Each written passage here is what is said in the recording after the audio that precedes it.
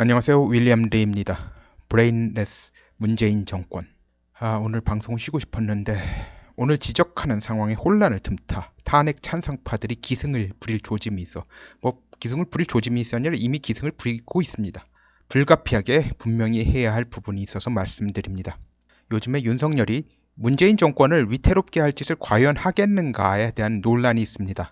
한 가지 분명한 건 윤석열이 웬만해선 문재인 정권을 위태롭게 만들 일은 하지 않을 거라는 점입니다. 그런데 일부에선 윤석열이 절대로 문재인 정권을 위태롭게 만들 일은 하지 않을 거다. 절대로, 지금 실수로 절대로가 2번 붙었습니다. 아무튼 절대로 하지 않을 거라 주장하고 있습니다. 아무튼 이런 경우에 절대로라는 표현은 틀릴 가능성을 높이는 표현이고 섣부를 위험이 있습니다. 자, 웬만해선의 수준이 어느 정도 수준일 거냐에 대해서는 지금 정도로는 그 웬만해선의 범주에 들어가지 않는다고 판단할 수는 있습니다. 그런데 이 웬만해선 부분, 이게 참 델리케이트한 부분이에요. 쉽게 판단할 일이 아니에요. 개인적 의견으로는 이제 변희재 같은 경우는 이 부분에 대해서 좀 너무 쉽게 판단하는 것 같습니다. 아마 타블렛 PC와 관련되어 생각하는 것에 지나치게 초점을 맞추다 보니까 이렇게 되는 것 같아요. 이거는 타블렛 PC하고 윤석열하고는 관련이 있는 거잖아요. 그러니까 윤석열이 절대로 문재인을 배반할 리가 없다. 그런 식으로 생각하는 것 같아요. 사실 제가 이걸 건드릴 생각 없었습니다. 변희재 말이 맞건 틀리건 간에 별 상관없을 거다라고 생각을 했는데요. 그런데 앞에 말씀드린 대로 탄핵 찬성파가 사람들의 이에 대한 오판을 악용하려는 기미가 보이고, 변희재는 행보상 여러 논란거리가 있지만 최소한 탄핵 찬성파는 아니거든요. 그런데 본의 아니게 탄핵 찬성파들을 돕는 거나 마찬가지의 판단을 하고 있어서, 그리고 이를 갖다 방송에서 내보낸다고 생각해서 굳이 이 부분을 지적하고 지나가기로 했습니다. 물론 윤석열은 아시다시피 질이 좋은 인간은 절대 아닙니다. 전형적인 악인이고요. 자기 욕심을 채우기 위해 무고한 남을 쉽게 희생시킬 수 있는 사람입니다. 그리고 절대로 믿을 만한 사람은 아닙니다. 조국도 마찬가지 종류의 인간입니다. 사실 둘 다 별 다를 바가 없어요. 그런데 이제 윤석열이 좌빨임으로 문재인 편을 들 거라는 생각에는 문제가 있어요. 이거는 좀 잘못된 거예요. 그는 좌빨이라기보다는 박지원 라인의 최동욱계 인물로서 검찰 내에서 자기 입지를 다져온 전형적인 출세 지향주의자이며 정치 철학이라는 게 있는지는 상당히 회의적인 사람입니다. 출세를 위해선 이념, 나라의 존망 같은 거 생각 않는 사람이죠. 그를 만나본 어느 언론사 사주는 사석에서 윤석열은 검찰총장 자리로 만족할 사람 같지 않다는 말을 한 적이 있다고 합니다. 그런데 제가 문재인 일당이 놀라울 정도로 머리가 나쁘다고 한 이유는 윤석열은 권력 추구를 위해서 뭐든 할 수 있는 속성을 가졌어요. 그런 성격의 사람이에요. 이 속성에 대해서 착각하고 있는 것 같은 판단을 했다는 점이에요. 한마디로 말하면요. 문재인 일당은 윤석열이 검찰총장 정도의 권력욕만 가지고 있는 사람으로 착각한 겁니다. 그 이상은 바라보지 않을 거다. 검찰총장만 만들어주면 지들 뜻대로 해줄 거다. 여러분이 자세하게 관찰하면 조국과 윤석열은 결국 양립이 쉽지 않은 사람들임을 쉽게 알 수 있어요. 이거 설명하다 보면 깁니다. 이거 책으로도 만들 수 있어요. 이거 왜 그런지 검찰 내부의 속성이나 그런 것까지 다, 아니요, 오상방위도 몰라서 헤맨 사람들을 갖다 검사들이 상전으로 모시고 싶어 하겠습니까? 말이 안 되죠. 저는 이 두 사람이 다 포스트 문재인을 노리는 사람들이라 보고 있습니다. 윤석열은 그 이상의 그 권력욕을 가지고 있는 사람이에요. 적당히 국무총리 정도까지 한다, 그런 생각을 가지고 있는 사람이 아니라고 봅니다. 한도 끝도 없는 사람이에요. 이 사람 권력욕이. 윤석열이 설마 대통령직을 노리려 하는 분들도 계실 텐데, 지금까지 이 사람의 행적으로 미뤄보아 검찰총장을 넘어서는 권력을 지향한다고 해도 이상한 일이 아닙니다. 딱 적당한 수준으로 권력을 추구한 사람이 아니에요. 지금 이 사람은 행동은 끝까지 가겠다는 생각입니다. 왜냐면 끝까지 가지 않으면요, 이 사람은 중간에 반드시 좌초하고 박살나게 돼 있어요. 지금 그런 식으로 무모하게 나가고 있습니다. 자, 만약 대통령을 노린다면 이제 문재인 다음 자리가 아니면 기회가 없다고 봐야죠. 그렇잖아요. 그런데 이 두 사람, 윤석열과 조국, 이해관계도 그렇고 감정, 양면에서 다 정면 충돌을 피할 수 없는 지경으로 몰리고 있습니다. 그 이해관계라는 게 윤석열이 자칫하면 검찰총장이라는 거대 권력에서 순식간에 나락으로 떨어질 수 있는 문제라는 거예요. 그리고 조국은 윤석열을 몰락시켜야 자신이 대통령이 될 수 있으며 검찰에 의한 자기 가족의 몰락을 막을 수 있다는 절박감이 있어요. 지금 막 하고 있지 않습니까? 박근혜 전 대통령 입원 조치 7월 16일 날 입원하죠. 그거부터 시작해가지고 지금 계속 자기 아내를 보호하기 위한 조치 그런 걸 갖다 계속 하고 있습니다. 법무부 내부에 그걸 갖다 자기가 바꿀 수 있는 거 다 바꾸고 있어요. 지금으로선 둘 사이에 타협의 여지가 과연 있느냐를 검토해보면 참으로 회의적이라는 결론에 이르게 됩니다. 이 두 사람이 타협점을 도출할 길 생각해보지도 않고 부딪히면 둘 다 크게 다칠 테니 둘은 결국 타협을 볼 수밖에 없다는 논리는 이제 사실 보면 중간 과정을 생략한 것 같은 이야기죠. 그 논리가 사실 중간 과정을 갖다 다 면밀히 검토해 보면 이게 도출이 안 돼요. 이런 논리가.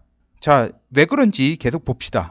이 둘의 타협이 도출되기 어려운 이유 중 하나는 타협 중지할 만한 중요 공작 세력인 중국이 지금 제코가 석자인 상황이라는 점이에요.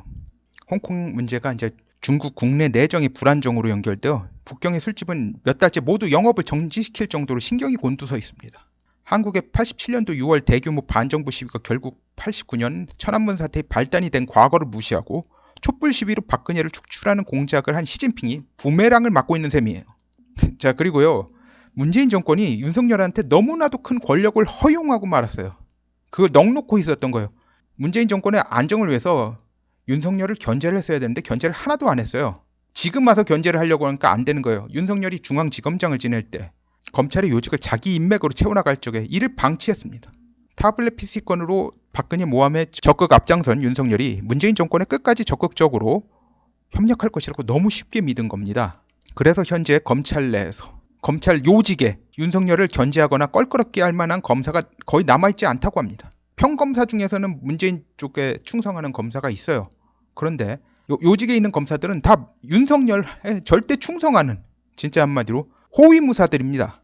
그래서 지금의 윤석열을 두고 역대 검찰총장들 중 최강의 권력을 휘두를 수 있는 검찰총장이라는 의견이 법조계에 파다합니다. 자, 윤석열을 검찰총장직에 앉히면 자기들 말을 고분고분하게 들어서. 왜냐면 윤석열이 야망의 한계가 검찰총장 정도라고 생각했던 거예요.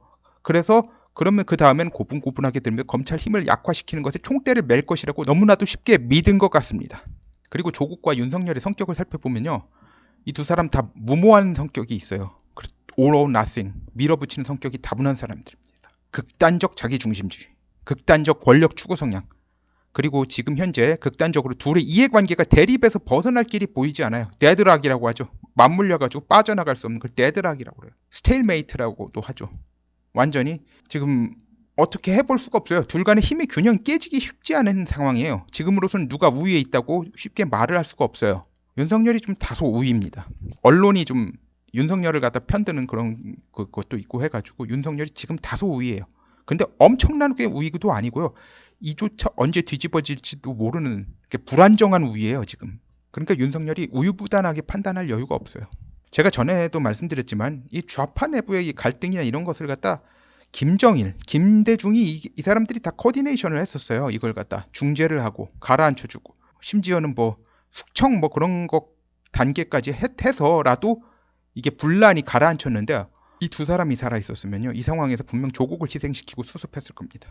그러나 다행히도 지금 현재 종북의 수계인 한완상과 박성준, 한명숙의 남편이죠. 이 두 사람은 김정일이나 김대중 수준의 지략이 없는 자들입니다. 지략이 훨씬 떨어지는 사람들이에요. 뭐 김정은은 더 말할 것도 없고요. 이건 뭐 지략이 아니라 근데 뭐 문재인보다는 낫습니다. 김정은이. 머리 돌아가는 거는. 자, 특히 조국을 민정수석에 앉힌 박성준, 본의 아니게 대한민국을 살렸습니다. 본의 아니게예요. 물론 그렇다고 그 죄가, 반역죄가 전혀 감해지는 건 아닙니다만 조국 작은 할아버지가 남노당 노동부장이었다는 걸 너무 높이 산 겁니다. 자, 이 두 사람, 조국과 윤석열은 기차가 서로에게 질주하는 식의 치킨 게임을, 그러니까 외나무 다리에서 사실 서로에게 서로를 향해서 뛰는 식인데요. 문제는 뭐냐면 밑이 까마득해요. 떨어지면 죽는 거예요. 거의 그런 상황이에요. 그러니까 결국은 상대를 갖다 밀어내, 그렇게 뒤로 돌 수도 없습니다. 그 상황에서. 빨리 뛰어가지고, 아니, 웬 중간에 서면 또 떨어져요. 힘으로 그냥 상대편을 갖다 튕겨내고 갈 수밖에 없어요. 지금 그런 상황이에요. 그래야 자기가 사는 상황이에요. 둘 다. 게다가 둘 다 쫄릴 게 없고 믿는 구석들이 다 있는 상황이에요. 현재로서는 문재인이 이 둘의 충돌을 막을 수 있는 아무런 방도가 없는 상황이에요. 이 둘 중 내가 좀 전에 말했잖아요. 정면 충돌을 회피하는 사람이 있으면 상대편 무사하고 자기가 박살나고 그런 상황이에요. 일단은 전원부터 치우고 그 다음을 생각하자는 식으로 행동할 수밖에 없습니다. 이게 불가피한 거예요. 자, 안 그러면 이제 해외 도피 같은 걸로 이제 밖에 없어요. 한쪽이 해외를 도피한다든지. 근데 이 상황에서 윤석열이 해외로 도망가겠습니까? 조국이 도망가겠습니까? 지금으로선 윤석열이 세력적으로 약간 우위예요. 그러나 이제 문재인 등 종북 일당은 조국을 지지할 수밖에 없어요. 이제 두 사람이 이제 상황이 뭐냐면요. 거의 백도 아니면 뭐예요? 둘 다 백도 아니면 뭐로 몰린 상황이에요. 극단적인 상황이에요. 그리고 둘 사이는 전형적인 제로섬 게임이에요. 윈윈 게임이 될 여지가 없습니다. 그게 진짜 큰 문제입니다. 이해관계 그리고 감정 이 모든 것이 정면 충돌하고 있어요. 이 대드락이 될 수밖에 없어요. 이게 웬만해선 중재가 안 됩니다.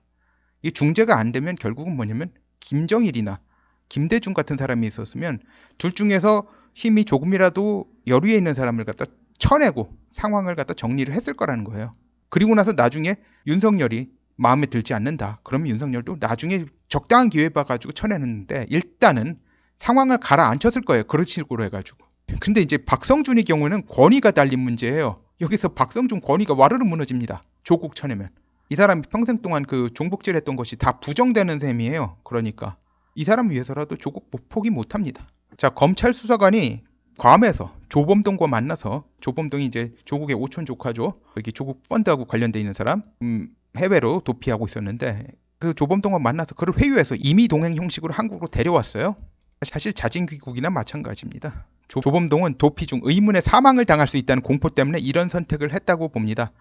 사실 의미 동행으로 귀국할 필요는 없었어요. 사실 검찰 수사관이 현지에서 조범동을 체포할 수 없습니다. 조범동 체포했다가는요 미국 연방법 위반이에요. 그렇게 못합니다. 당연히 결국은 어떻게 하겠습니까? 회유해서 데려온 거예요. 자발적으로 온 거예요. 조범동이 뭐 도망간 루트 필리핀, 괌 그렇게 해가지고 결국은 보면은 이 사람이 도망을 갔다가 살인 청부업자에게 죽을지도 모른다는 공포 때문에 또 다른 곳으로 거처로 옮긴 그런 것 같은 느낌을 줘요. 아무튼 웬만해서 이런 회유에 넘어갔겠습니까? 다른 설명이 안 되죠. 자, 조범동을 이렇게까지 데려오는 건 윤석열이 조국을 무너뜨릴 각오는 확실하다는 걸 보여준 거예요. 윤석열이 조국을 갖다 비호해 줄 것 같으면 이렇게 데려올 필요가 없습니다. 그는 결국 문재인 측으로부터 조국을 포기하겠다, 공수처를 포기하겠다는 항복을 받아낼 때까지는 계속적으로 조여 들어갈 것으로 보입니다.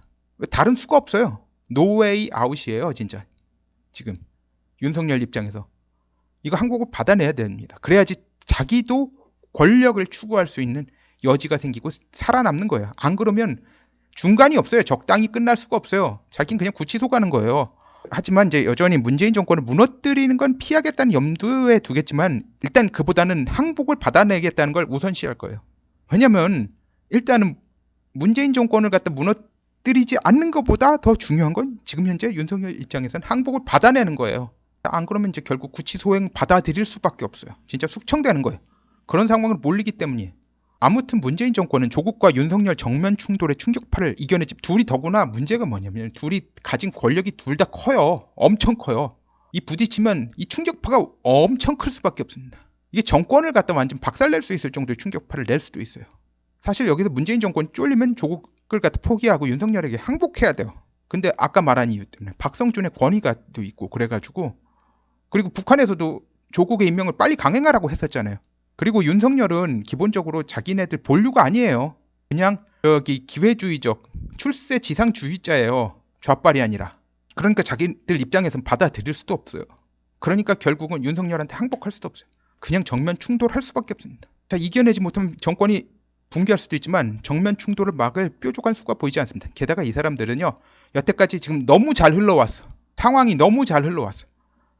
그러니까 앞으로도 잘 될 거라고 낙관하기가 쉬워요. 그러니까 부딪혀도 설마 그럴 겁니다.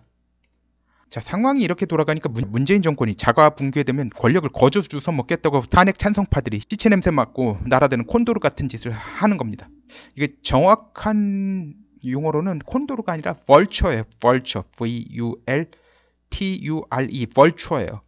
그런데 한국말은 이것에 해당되는 말이 없더라고요. 이게 아프리카에 있죠. 시체 냄새 맡고 나면 이게 쫙 몰려듭니다. 그러니까 얘네들은 사냥 같은 걸 잘 안 해요. 기본적으로 죽을 동물이 있다. 죽을 것 같다. 그러니까 사냥 이미 시체가 썩는 냄새가 나면 또 몰려들고 이 죽음의 기운을 맡으면 옆에서 와서 기다립니다. 싸우지 않아요.